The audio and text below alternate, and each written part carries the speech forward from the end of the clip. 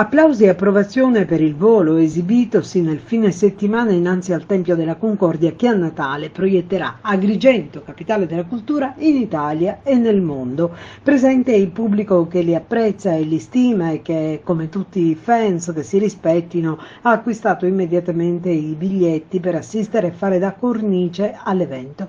Un concerto che ha visto differenti pareri e posizioni, anche perché la cifra spesa per lo stesso, ben 1.200.000 euro, era certamente cospicua.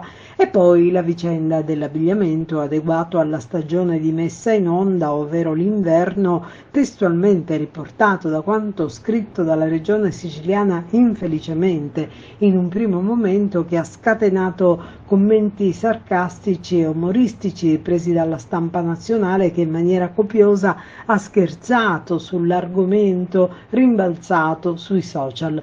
E dunque le nostre considerazioni. La scenografia offerta dalla Valle incanta sempre e chiunque, dunque ha fatto il suo gioco positivamente.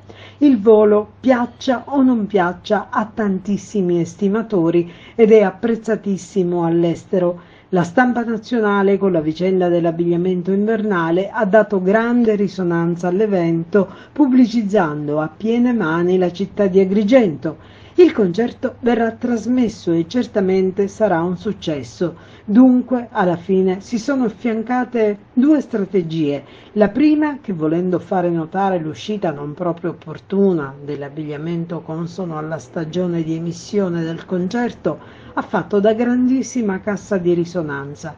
Il resto, che poi è certamente un evento che lancerà nel mondo un'immagine magnifica di Agrigento. Lasciamo poi tirare a voi le somme, ma bene o male, purché se ne parli e la manifestazione sicuramente riuscita, sono per noi due segni più. Il neo rimane l'esoso costo dell'operazione.